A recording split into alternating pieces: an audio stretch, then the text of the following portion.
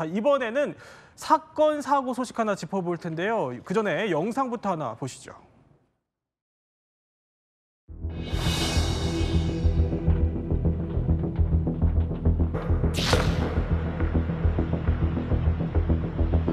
The temperature inside the buildings concerned are very high, so it's quite difficult for us to enter the building and go upstairs to conduct firefighting and rescue operation.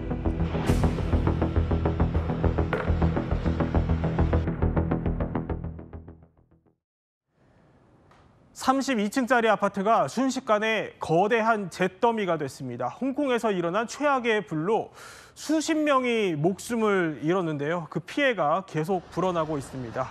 자, 이렇게 높은 아파트가 골조밖에 남지 않은 것처럼 지금 보입니다. 불이 집어삼켰다 이런 표현이 과언이 아닌데 도대체 무슨 일이 벌어진 거예요? 네, 말 그대로 홍콩에서 최악의 화재 사고가 발생을 했습니다.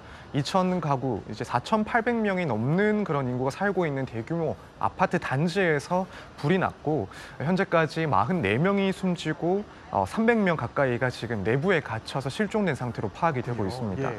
또 사망자 중에서는 이 화재를 진압하기 위해서 건물 내부로 들어갔던 소방관 1명도 포함되어 있어서 상당히 안타까운 그런 이야기가 전해지고 있고요. 이 화재는 홍콩 도심에서 북부 교외 지역으로 떨어진 이 아파트에서 발생을 했는데 네. 이제 이 아파트가 입주하고 나서 40년 정도가 지난 노후 아파트 단지라고 합니다. 그리고 홍콩에서는 이 정도 일정 기간이 지나면은 아파트 개보수를 필수적으로 해야 되고 예. 이 아파트 역시도 이 재시공 공사를 하던 중이었다라고 합니다. 일단 밤새 수백 명이 투입이 돼서 큰 불은 잡았습니다만 아직까지 완전 진화는 되지 않은 상황이라고 합니다. 자, 그러니까 수백 명이 실종이 된 상태인데 가족과 주민들은 얼마나 애가 탈까 싶습니다. 현장 목소리도 들어보시죠. 冇借我太太喺度，有㗎。佢有試過一開始嘅時候，我叫佢走，咁佢走咗出去，但係因為樓梯都係晒濃煙啊，咁佢都走唔到啦，已經黑掹掹睇唔到，所以焗住又要匿翻入個單位裏邊。 홍콩 당국은요, 화재 경보를 최고 등급인 5단계까지 끌어올렸습니다. 이 5급 경보가 발령이 된 게 거의 20년 가까이 없었던 일이라는데 이남희 기자, 왜 이렇게까지 피해가 컸던 거예요? 그러니까 오래된 아파트고 재공사하면서 벌어진 일인데 복합적인 원인이 있지만은 가장 큰 원인으로 거론되는 것이요. 아까 저희 보면은 아파트 외벽에 보면은 대나무 비계라고 해서요. 지금 이렇게 활활 타오르는 거 보실 수 있는데 네. 이 대나무 비계와 공사 안전방 초록색 공사 안전망 보이시죠? 이게 더 불을 키웠다는 겁니다. 다른 나라와 달리 홍콩에서는요. 가볍고 좀 더 가격도 싼 그러니까 철골 대신에 이 대나무 비계를 어떤 작업대에 발 디디는 판으로 썼다는 거예요. 근데 이것들이 불이 한번 붙으면 네. 더 잘 붙어서 그렇군요. 이번에도 게다가 또 막 강풍까지 몰아닥치면서 10층 외벽에서 시작된 불길이 10분 만에 그 지붕까지 갔다는 거거든요. 저 대나무 구조물, 대나무 비계가 더 화재를 키웠다라는 지적이 나오고 있습니다. 현지 사정을 또 잘 아는 홍콩 한인 회장을 저희가 직접 취재했습니다. 현지에서는 어떤 이야기가 나오는지 한번 들어보시죠. 홍콩에서는 전통적으로 대나무를 많이 사용했습니다. 대나무 비계를. 그 이유는 일단 이동성이 편하고요. 두 번째는 값이 쌉니다. 한 32층 건물에 8개 더 있는데 1년 전부터 보수 수리 공사 진행 중에 있었는데 이번에 이 대나무 비계가 아무래도 화재 확산에 좀 큰 원인이 되지 않느냐 이런 얘기들이 많이 하고 있습니다. 어제부터 홍콩에 바람이 엄청 세게 불었습니다.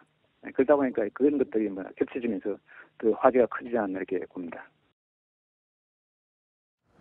자, 대나무 비계뿐만이 아니라 여기에 이번에 화재가 발생한 타이포라는 곳의 지역적인 특성도 영향을 미쳤다는 분석이 나옵니다. 이곳이 어떤 지역이길래 그렇죠? 네, 타이포는 이제 행정구역상 홍콩의 도심과는 다소 거리가 있는 주거지입니다. 이제 부유층보다는 상대적으로 중하층 인구가 더 많이 살고 있는 곳이라고 하고 또 노령 인구도 많은 곳이라고 합니다. 그래서 이곳에는 일단 이런 닭장형 이런 밀집 구조인 그런 아파트 단지가 많이 형성이 되어 있고 거기다가 이 사고가 발생한 아파트는 이제 노후 건물이라서 이 소화전 수압도 낮고 연기를 막을 수 있는 방화문도 제 기능을 못했다라고 합니다.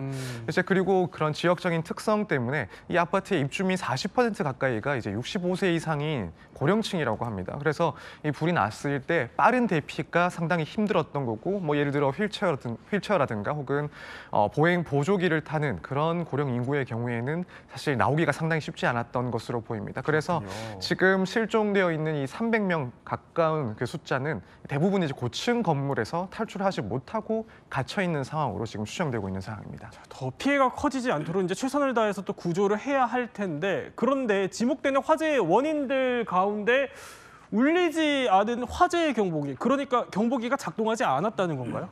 그러니까 우리 이제 흔히 하는 이제 속담에 재앙은 혼자 오지 않는다 이런 얘기가 있거든요. 이번 사태가 바로 그런 거예요. 그러니까 이런 아까 노후화된 구조, 그다음에 연령대가 고령층이라서 예. 사실 그 소통이 좀 소통이 아주 자연스럽지 못한 구조. 이렇다면은 바로 이 위험을 보여주는 시그널 하나만큼 정확해줘야 되는데 이 경보기가 전혀 작동되지 않았다는 거죠. 그러다 보니까 심지어는 10층에 있는 거주 주민 한 명은 네. 경보기가 울리지 않으니까 소방관이 와서 문을 두드렸을 때야 비로소 화재가 난 줄 알았다. 그래요. 그래서 왜 연기가 이렇게 많이 나지 하고 젖은 수건 가지고 그 화장실로 대피했다는 거죠. 그러다 보니까 지금 이게 구조에다가 이 상황, 게다가 화재 경보기라는 유일하고도 마지막 수단이 먹통이 되면서 이걸 예방할 수 있는 모든 기능들이 사라진 거죠. 그러다 보니까 이런 미증유의 대참사가 벌어질 수밖에 없던 건데 이게 정말 앞으로 홍콩 당국에서는 이게 두 번째 참사라고 하는데 제가 보기에는 이 앞으로 이런 이제 비계라든가 이런 뿐만 아니라 좀 더 구조적인 문제에 대해서 화재 예방을 해야 되는 그런 상황이 왔다는 생각이 듭니다.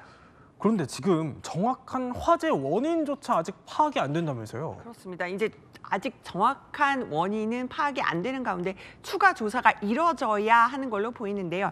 다만 보면 지역 주민들이요, 지금 보수 작업에 나선 작업자들이 담배 피는 모습을 목격했다 이런 증언들이 나오고 있어서 혹시나 이 담뱃불이 화재로 번진 게 아니냐라는 의심도 나오는 상황입니다. 정확한 화재 원인은 좀 더 관계 당국의 조사를 지켜봐야 될 것 같습니다. 네, 또 빠른 구조와 또 수습이 이루어지길 바라겠습니다.